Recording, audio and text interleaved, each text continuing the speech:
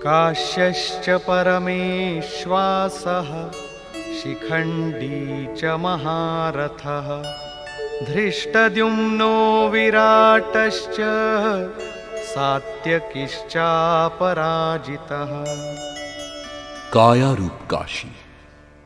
পুরুষ যখন চারিদিক থেকে মন ও ইন্দ্রিয় সমূহকে সংযত করে কায়াতেই কেন্দ্রিত করেন, তখন পরমেশ্ববাসঃ পরম ঈশে বাস করার অধিকারী হন।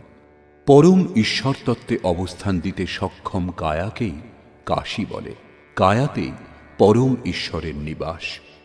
পরমেশ্ববাসের অর্থ শ্রেষ্ঠ ধনুর্ধারী নয়, পরন্তু পরম ঈশ বাস।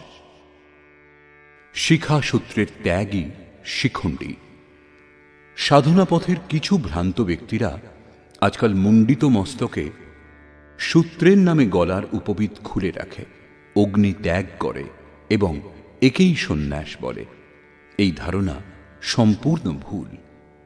বস্তুত শিখা লক্ষ্যের প্রতীক, যেখানে আপনাকে পৌঁছতে হবে, এবং সূত্র সংস্কারের প্রতীক।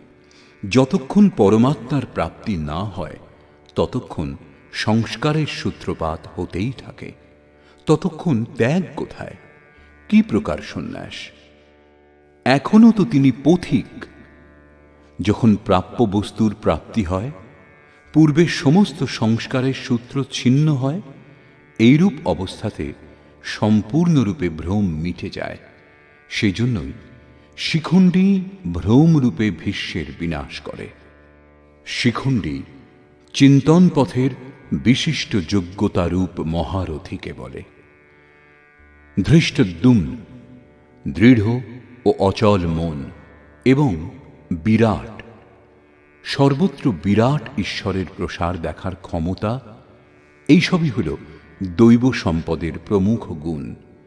সাত্ত্বিক, তাই সাত্ত্বিকী। সত্য চিন্তনের প্রবৃত্তি, অর্থাৎ যদি সাত্ত্বিকতা বিদ্যমান থাকে তাহলে আর পতনের সম্ভাবনা থাকে না। এই সংঘর্ষে পরাজয় হতে দেয় না।